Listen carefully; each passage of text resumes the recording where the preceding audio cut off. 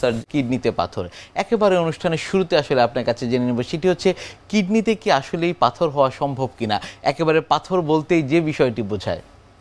হ্যাঁ, অবশ্যই সম্ভব, কারণ কিডনি থেকে তো আমরা পাথর বের করি এবং রোগীদের হাতে দিই সেই পাথর সম্ভব। এবং আমাদের প্রকৃতিতে যে পাথর তৈরি হয়, যেটা যদি হিস্ট্রি দেখেন যে কেমিক্যাল কম্পোজিশন নিয়ে তৈরি হয়, কিডনির ভিতরেও কিন্তু এরকম কেমিক্যাল কম্পোজিশন নিয়ে কম্পোজিশন যদি অল্টার্ড হয়ে যায় তখন পাথর তৈরি হচ্ছে, এবং এটা ন্যাচারাল পাথরই। জি, সেক্ষেত্রে আসলে আপনার কাছে আরেকটি বিষয় জানবো যে কিডনিতে পাথর হয়েছে, একেবারে প্রাথমিক পর্যায়ে লক্ষণ উপসর্গ কি কি থাকবে? কিডনিতে পাথর হলে অনেক ক্ষেত্রেই লক্ষণ থাকে না, এটা ঠিক। তবে যদি লক্ষণ হয় তাহলে ব্যথা হয়। ব্যথাটা সাধারণত পেটের পিছনের দিকে যেখানে কিডনি থাকে ওখানে হতে পারে।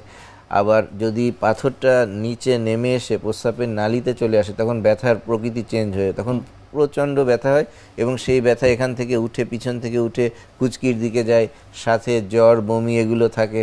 তো এগুলো ইউরেটারিক কোলিক বলি আমরা, সেটা নিয়েও আসতে পারে। একেবারে প্রাথমিক পর্যায়ে কি আসলে এই অবস্থা তৈরি হয় কিনা? প্রাথমিক পর্যায়ে তৈরি হয় না। যদি আমরা পাথর তৈরির ইতিহাসের দিকে দেখি তাহলে পাথর অ্যাকচুয়ালি তৈরি হয় কিডনির ভিতরে। কিডনির যেখানে পিরামিড ওই জায়গাটায় তৈরি হয়, ওখানে একটা প্লেগের মতো হয়, ওটা তারপরে শেড হয়ে যখন পেলভিসের মধ্যে পড়ে তখন আমরা তাকে পাথর বলি। সো উৎপত্তি হয় কিডনিতে, কিডনির মধ্যেই ওটা থাকে অনেক দিন। যদি কোনো সময় নালীতে নেমে আসে তখন প্রচণ্ড ব্যথা হয়। পাথর ছোট হয়ে যখন বিভিন্ন দিকে দৌড়াদৌড়ি করে কিডনির মধ্যে তখনই কিন্তু ব্যথা হয়, এক জায়গায় বসে থাকলে ব্যথা হয় না। সেই জন্য পিকুলিয়ারলি যে বড় স্টোন পুরা কিডনি জুড়ে স্টোন, ওটাতে কোনো ব্যথা হয় না, কিন্তু ছোট স্টোন যেগুলো নড়াচড়া করে সেগুলোতে ব্যথা হয়। কি কি ধরনের পাথর আসলে তৈরি হয় কিডনিতে? কিডনির পাথরে আমরা যখন কেমিক্যাল কম্পোজিশন দেখি তখন সব থেকে কমন যে পাথরটা তৈরি হয় সেটাকে বলা হয় ক্যালসিয়াম অক্সালেট। ক্যালসিয়ামের সাথে অক্সালেট কম্বাইন করে ক্যালসিয়াম অক্সালেট করে। সেকেন্ড যে কমন দেখা যায় সেটা হচ্ছে মিক্স টাইপ অফ, মানে calcium oxalate and phosphate, calcium ফসফেটের মিক্সচার।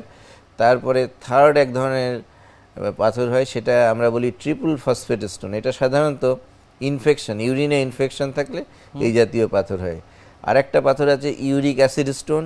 এটা সাধারণত যাদের বিভিন্ন ধরনের গাউট বাতরোগ থাকে, ব্লাডে রক্তে ইউরিক অ্যাসিড লেভেল বেশি থাকে, তাদের ইউরিক অ্যাসিড স্টোন হতে পারে। তাছাড়া আরও বিভিন্ন মেটাবলিক কারণে, স্পেশালি বাচ্চাদের জ্যানথিন সিস্টিন স্টোন, এগুলো মেটাবলিক প্রবলেমের জন্য হতে পারে। কি কি কারণে আসলে কিডনিতে হচ্ছে এই পাথর? কিডনির পাথর কেন হচ্ছে এ নিয়ে যুগ যুগ ধরে অনেক রিসার্চ হচ্ছে, এখনও চলছে। তবে যেগুলো স্বীকৃত জিনিস সেগুলো হচ্ছে যে ইউরিনের কনসেন্ট্রেশন বেড়ে যাওয়া। যদি আমরা কেমিস্ট্রির দিকে চিন্তা করি যে সুপার স্যাচুরেশন বলে একটা কথা আছে, যখন একটা সলভেন্টের মধ্যে সলিউট দেওয়া হয় দিতে একসময় এটা স্যাচুরেটেড হয়ে যায়, তারপরে যদি আরও সলিউট দেওয়া হয় সেটা আর ডিজলভ হয় না। কিডনিতেও তাই, যখন এরকম কম্পোজিশনগুলো আর ডিজলভ হয় না তখন সেগুলো ক্রিস্টাল হিসাবে জমা হয় এবং ক্যালসিয়াম অক্সালেটের সাথে বাইন্ড করে ক্যালসিয়াম অক্সালেট ক্রিস্টাল হয়। ওই ক্রিস্টালটা আস্তে আস্তে বড় হতে হতে হতে হতে পাথর তৈরি হয়।